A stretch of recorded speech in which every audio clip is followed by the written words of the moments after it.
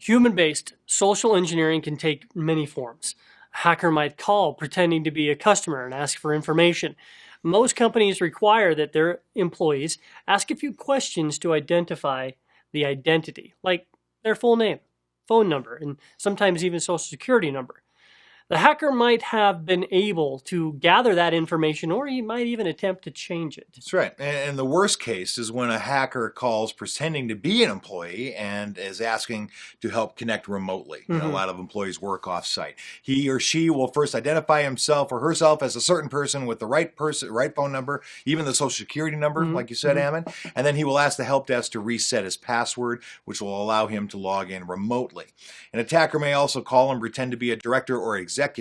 A lot of times help desk or reception employees don't dare to ask for the identification of such talk loud, right? And so resulting in the hacker getting the information he or she needs. It's not easy for really any company to satisfy all of its employees' needs. Often, social engineering threats will come from unhappy employees. That's probably one of the biggest ones that I see. Yeah. An employee who just got fired for one reason or another may not care about the consequences if the company gets attacked.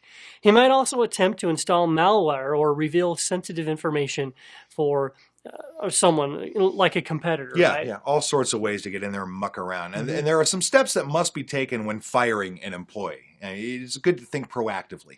These steps should be outlined in the security policy and will probably include things like limiting the employee's access before he is fired, monitoring the email account, communicating the bad news in a private meeting where he won't have access to the company's assets. It's always a smart thing. And not allowing him or her to use a company computer after he or she has been fired. That's right. I mean, we may make light of these things, but it's very, very serious, right?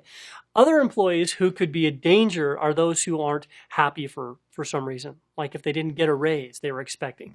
Such an employee might decide to help a competitor or hacker gain access to data in exchange for a new position or money. Right. Now, there are many other human threats, and while really we cannot control human behavior, hopefully we can be as cautious as possible.